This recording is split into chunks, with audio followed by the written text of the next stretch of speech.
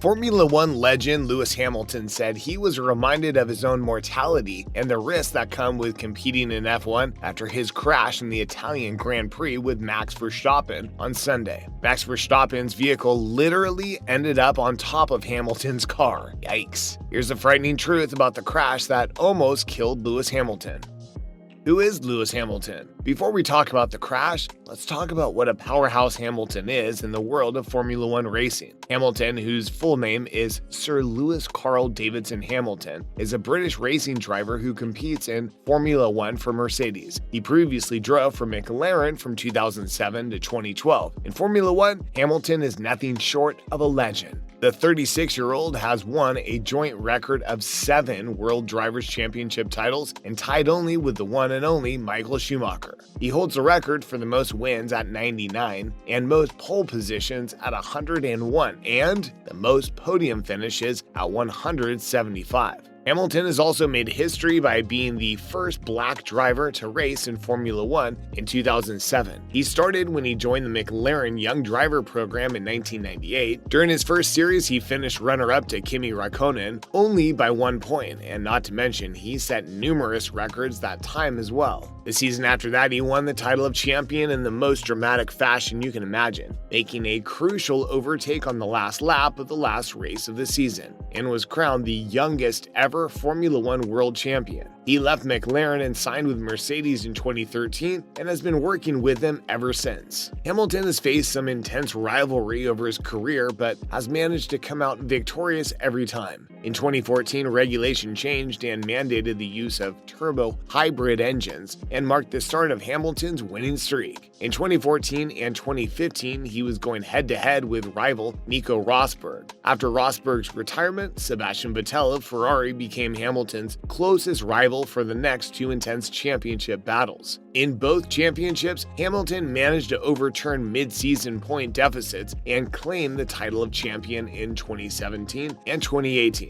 His consecutive wins in 2019 and 2020 put him in the ranks of Schumacher, with both having a record of 7 drivers' titles. But Hamilton is not just a driver, he's participated in environmental and social activism to combat racism. In addition to that, he's dabbled in music and fashion. His high-profile lifestyle has made him quite a celebrity, and he's credited with increasing Formula One's global reach. He's a vocal advocate with increased diversity and combating racism in motorsport. He's part of Time's list of 100 most influential people globally. In the 2021 New Year honors, he received his knighthood. The almost fatal crash. This Sunday, we almost saw the end of Hamilton's career, or maybe even his life. He says he was reminded of how fragile and mortal we are and how things can possibly change in the blink of an eye. His rival Max Verstappen's Red Bull hit a curb and mounted Lewis Hamilton's Mercedes. Hamilton was hit on the head by the inside of a rear wheel through the halo. Hamilton says the halo is the only thing that saved his life. Hamilton will see a specialist to ascertain if he's completely okay. He also has the Russian GP to think about in 2 weeks' time.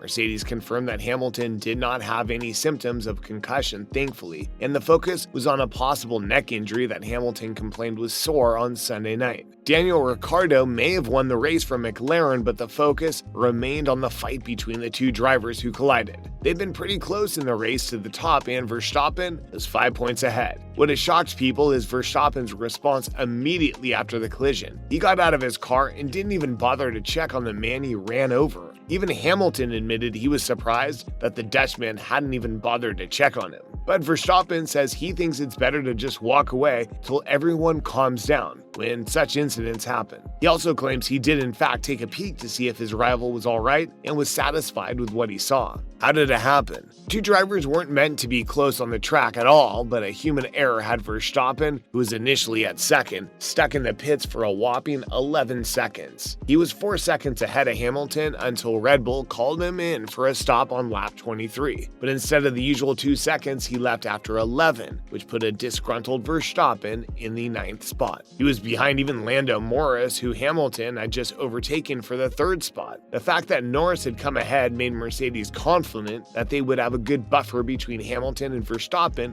when they would pit him, as they did in lap 25. They sent a very frustrated Verstappen back to 9th place, where he would even be behind Lando Norris, the man Hamilton had just overtaken for 3rd on track, who stopped a lap after the Dutchman. The fact Norris emerged ahead would have given Mercedes confidence that Hamilton would have a comfortable buffer over the pair once they pitted him, which they duly did on lap 25. But that's when the second pit stop disaster occurred. It wasn't as bad as Verstappen's, but the consequences, as you'll see, were far worse. Hamilton's pit stop ended up being for 4 seconds. This meant that both Norris and Verstappen were catching up at max speed as Hamilton slowly exited the pits, coming up at max speed as Hamilton exited the pits. Norris managed to race past, but Verstappen was too close behind as Hamilton came out. Verstappen was coming way faster than Hamilton, and the Briton knew this. As the latter headed to the right-left chicane at the start of the lap, he moved his car to the left for the right-hander in an attempt to force Verstappen to the outside. At this point, Verstappen was almost alongside Hamilton and claimed he was squeezed by Hamilton to the tight left-hander, for which he had the inside line. At this point, he could have chosen to turn left over the rumble strips like the other drivers had done during the race, but he chose to fight,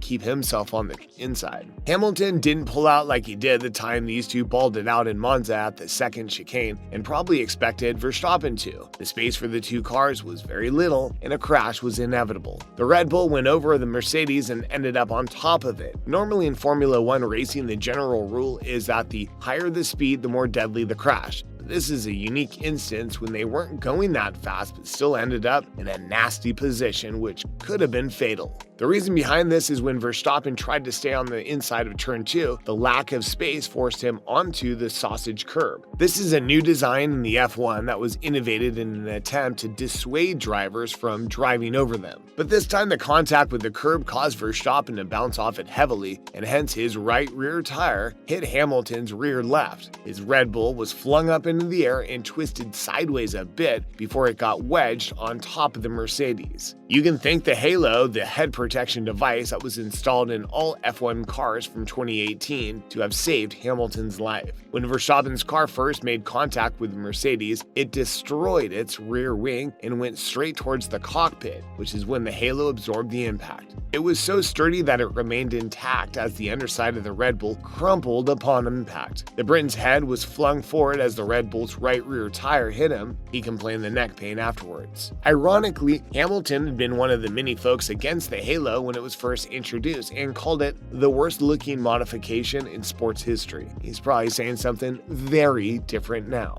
Verstappen's penalty. After meeting with both drivers, the stewards decided to hand Verstappen a 3-grid penalty for the next race in Russia in 2 weeks' time. They found Verstappen to be the main culprit behind the crash, as he chose not to take the bumps beyond turn 2 and rejoin later. At first, some other drivers like Ricciardo and Fernando Alonso were under the impression that it was a racing incident more than Verstappen's fault, but after some more analysis, it's hard to make a strong case in Verstappen's favor. And compared to the penalty that Hamilton received in the British GP, the Dutchman got off easy. Hamilton had been found guilty and was given a 10-second time penalty on the same day, but he still managed to win. Since the verdict for Verstappen came after the race was over, he was given a penalty for the next race instead. The FIA plans to further investigate the Italian GP crash due to it being unusual despite the relatively low speed when compared to other collisions. That was quite a close call for Hamilton, and we're sure not to hear a peep from him against the ugly Halos anymore, don't you think? And with that, it wraps up the video. Thanks for watching.